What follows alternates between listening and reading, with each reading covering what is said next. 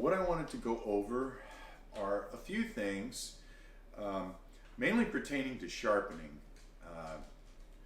First, some general concepts on sharpening itself, but I'm going to try and narrow it down to basically axes and things associated with axes, like a draw knife, which I'm going to get into some blade geometry real quickly, and just how to go about it. It takes time, and it takes an understanding of what sharp is. Sharp means a lot of different things to a lot of people. Let's look over blade geometry. I recommend buying one of this. This is made by General Tool. It's just a little protractor, a little stainless steel protractor, and it helps me orient myself with angles, because the whole angle thing can get very confusing very fast. Now we're basing our angles on this, not our 90 degrees. We're basing it on this. It just helps me stay oriented. Now, everybody talks about a 20-degree bevel. Keep in mind that this is a single bevel. You have a flat surface, which is on the bottom, and then you have the angle going up. And that actually is between 18 and 20 degrees. And for draw knives, I've found that that works the best. If it's any steeper than that, it's going to get bogged down in the wood and it's going to catch, and it's really not going to be quite effective. Oh my goodness, look, can you see the freaking edge on that? That's some wood right there. That's some sawdust, but can you see? Can you tell? Can you see how much I've been working on that edge? I've been working on that thing for 2 years now. So now this brings me to this fro. Now there's a double bevel.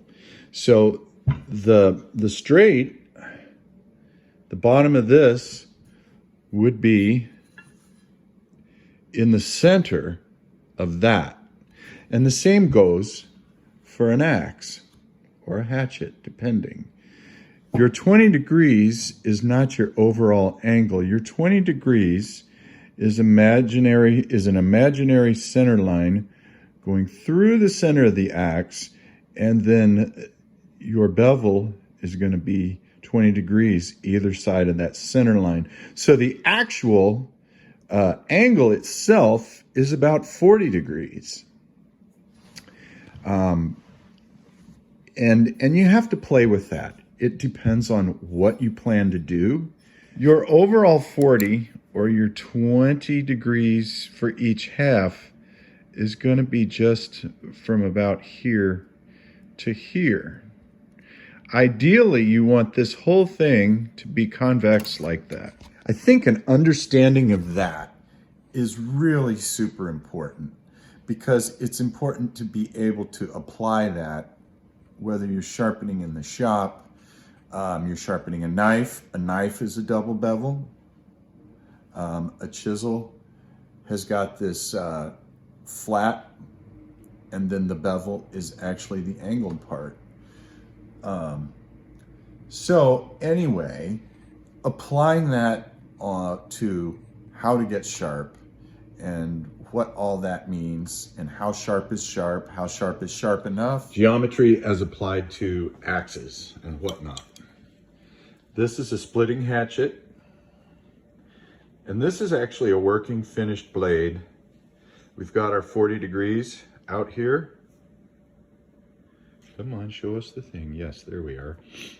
And I've tried to blend that little speed bump there that it creates into the cheeks, so that you end up with a very slightly rounded bit.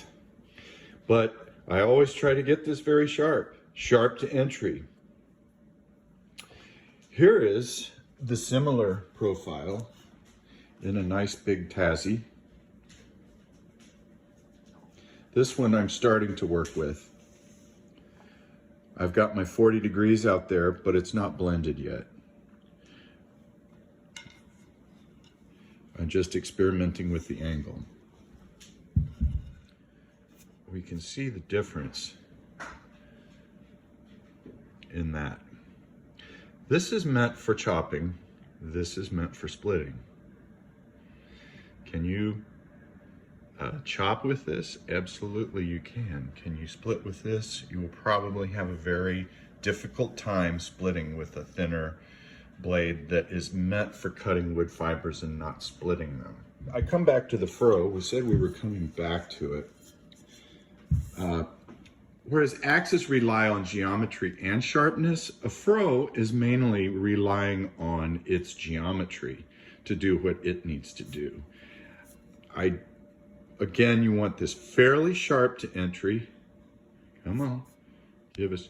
But you can see the shape of this. What this is relying on is its ability, its geometry to separate wood fibers rather than cut them.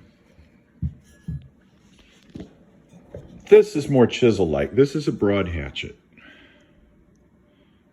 Single bevel. Come on, focus. And this is more or less going to be a paring type of action, which is an actual cutting, similar to a draw knife, a spoke shave, a chisel, a plane iron, etc. So that's a little bit of an overview of the different edges and what is theoretically and more practically supposed to happen. Will these tools function not sharp? To some degree, yes, but a dull tool, as always, is super dangerous. Okay, I'll try to get through this quickly. In chopping, we've got wood grain. This is supposed to be a log laying down on the ground. Now, we all know that we're going to use this type of axe that is super duper pooper scooper sharp. And the idea is you're going to be cutting wood fibers this way. You know, you'll start this and then you'll open this up this way. So you're cutting wood fibers at an angle, and the same would be true for a branch, you know, something that you would want to lop off thusly. You have to, it's just experience as to wood and whatnot, what your angle is going to be. But then you're using this actually as a guide. At some point, the buck doesn't get any wider. Basically, as you come down, you're cutting these wood fibers, and the shock wave is breaking the glue joint, for lack of a better word, natural glue, wood fibers holding together, and this pops out. That's a chop. Splitting, we've got our axe coming in like this, separating wood fibers. Now there's going to be some tearing, but you're relying on the sharpness of the axe to get you in and the cheeks to push everything this way.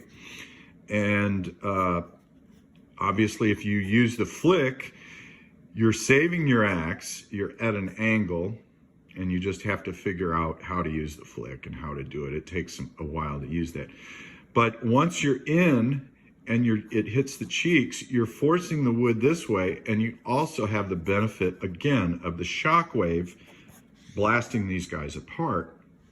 Now, a tip that was given to me, and I learned from Buck and Billy Ray, was it depends on your wood. It depends on if it's green, if it's seasoned, if it's hardwood, if it's softwood. But, you know, utilizing the checks in the stump are okay, but it's not always going to be a textbook cut. So what you're trying to utilize is the natural grain lines running up and down. And in other words, it's going to be easier to cut fiber here and cut fiber here rather than to try and split and cut, you know, and get into the meat of it. You're basically popping off the grow rings like this. And then it becomes a more manageable piece, and then you can come across. Some stumps you'll be able to chop them in half, and others, like some of the ash that I have out in the backyard that's seasoned for a year, you're not going to do this. It's not going to come willingly. Now, the broad hatchet is completely different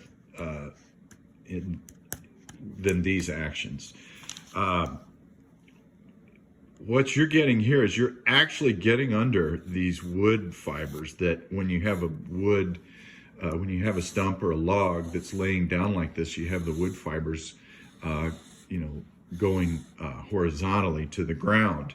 And what you're trying to do, not only are you getting separation of the wood fiber like this, but a tree doesn't grow parallel like this. It's all up and down. I mean, there's, it's everywhere. But as the blade comes into a spot that might take you deeper into the grain, this is so sharp that it actually cuts that and keeps you in the same plane.